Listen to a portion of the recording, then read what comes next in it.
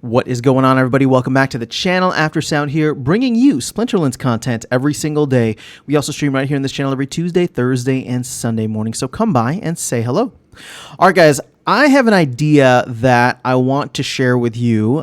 Just coming out of the town hall earlier this week where there were some ideas being floated around for land, and specifically some consumables that land could create, which would give, some kind of ongoing utility to all of the resources if they were to implement, the wood, grain, stone, and ore all at once, right? So as we kind of get into this land phase 1.7, whatever that's going to be defined as, I have an idea which I think could actually be really good. I'm really proud of my idea, so I'm just going to put that right off the bat because I think it's fantastic. But as always, right, I want to bring it to you guys so that you can poke holes in it or find ways to make it better.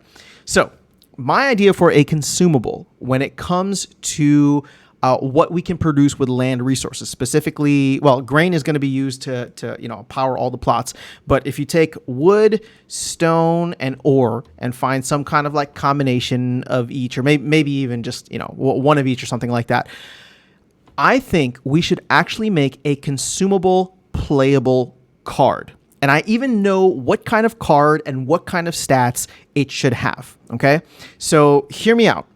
This is where my head is at. So we'll get to the stats in a second. But the idea behind this card is the fact that people will want to play it. You can play it, right? Every time you play it, it gets burned. It doesn't have, there's no max BCX or whatever. There's just a one single BCX. You can buy it. It should be super cheap, right? It should be something where it's like, I don't know, a DEC, maybe 10 DEC max, right? Like it's got to be something super cheap, but it's something that people will buy in mass quantities just to have in case they'd like to use the card. So it can be something that, people just start to produce. Maybe there's a building that's created, right? Another work site on land that's created where it's just like, hey, if you want to produce these things, you can, right? And it'll require one grain, not one grain, but like it'll require one wood, one ore, one stone, right? And again, the numbers, I'll let the team figure that out. But I'm just saying like one of each, just to utilize all of the resources.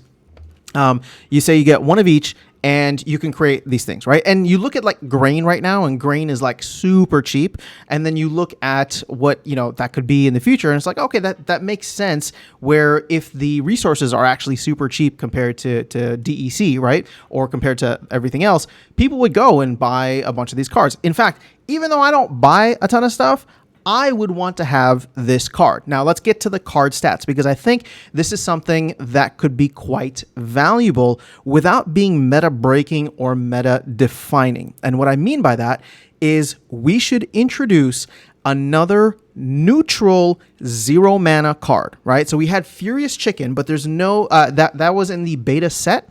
It was a reward card. It's pretty good. It was, it was the darling of when I joined, right before Chaos Legion came out. And obviously that got replaced with a bunch of fiends. Now you have 5 different fiends, one for each of the each of the elements, right? And so my thought process is, well, bring a neutral one back in. But here's the thing. It's got to be simple. It's got to be just something that is there to take a hit. Now, it would look exactly like a corpse fiend, or actually it probably look like chicken. So let's actually go see if I can get the chicken here. It's not legendary. I believe it's rare. Okay, perfect. This is exactly what I want it to look like. 0 mana, right? Speed of 1, health of 1, and maybe, just maybe, I would think to give it some kind of value to differentiate it from the chicken, you give it Divine Shield. Okay, and again, it's just a thought of like giving it some kind of ability where it's just there to take a hit. I even think a great name or a great kind of unit type, or not unit type, but it's just like, we should call it the Scarecrow, okay? Because it's associated with land. It's built from the resources on land. So it's literally there as a Scarecrow just to stand in a spot, right? It doesn't attack, it doesn't whatever. I mean, you know what? I guess with what's that called? It could probably be used with weapons training, so that could be interesting. But either way, it would be a card that would be very affordable to any and everybody, right? Because I'm thinking that it'll be a DEC or a couple of DEC at most, but every time you play it, it's gone. right? It's gone. So it's constantly being used. So especially with the new rule set now where you have, what's that called? Neutrals only. You can't use any of your fiends there. Well, this would be an opportunity to go and play a 0 mana card. Or if you're just playing a normal game, you can throw, the fiend and whatever the scarecrow card will be as 2 0 mana cards. It's especially useful for low mana games.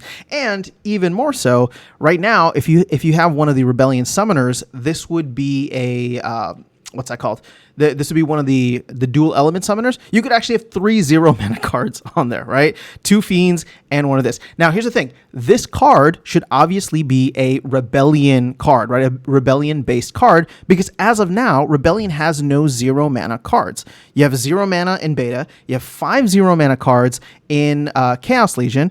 And so to differentiate from that, right, for Rebellion, whenever things rotate out, sure, they could put 0 mana cards in whatever the 6 set ends up being, but you could also have something here that's only attainable through land, and maybe it's just for a limited time, right? Unless people really like the card, then maybe in the future we could have something where it's just like, all right, if you want to have a permanent copy of this card, right? Whenever they're ready to go to land 1.8, 1.9, or 2.0, if you'd like to have a permanent copy of this card, you pay some, you burn some exorbitant amount of DEC to make it worthwhile, right? But it's only there. It's only going to be that one time. And that's a decision that we can make in the future. For right now, it becomes a consumable that every time you use it in battle, it breaks down. It's a scarecrow, right? Once you cut it down, it's just like, oh, okay, well, now we need to make a new one. We need to get new resources. We need to get grain to power the land to get those resources and yada, yada, yada, right? So that's my thought. Obviously, you can tell I'm kind of excited about this.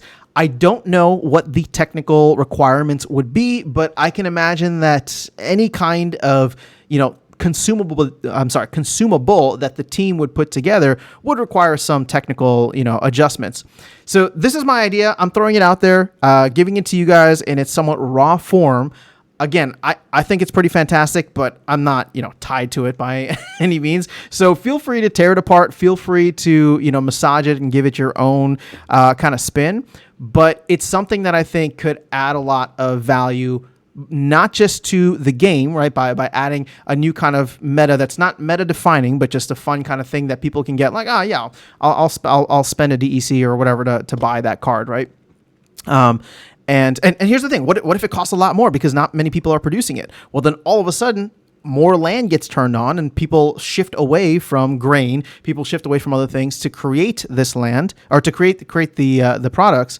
Not the products, the scarecrows, right? So again, I just think that there's an interesting opportunity here to tie in where it has utility to both land as well as in-game, which is exactly what we want. And it doesn't need to be something that is mechanically very different than what we've had before. Yes, I know, again, consumable cards in there would probably be, somewhat different, and they'd have to adjust that. But what I'm saying is that it's not a spell or item that the team would need to create this whole other turn for, right? It would just be not a promo card, but just like a land card. And if it's successful, if there's things that, are kind of successful from it, I would say that the team could just keep it, in the future. I mean, maybe it's something that like we just always have and it becomes a part of 2.0.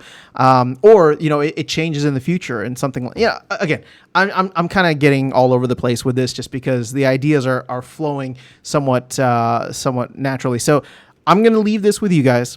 It's going to be like a chicken 2.0. We're going to call it Scarecrow, whatever you guys want to call it. I'm sure the creative team is going to come up with a cool name, but it's something simple. It's something easy. And it's something that I think everybody would spend a couple of DEC on to have in their back pocket, just in case they come across a rule set where, it has some utility.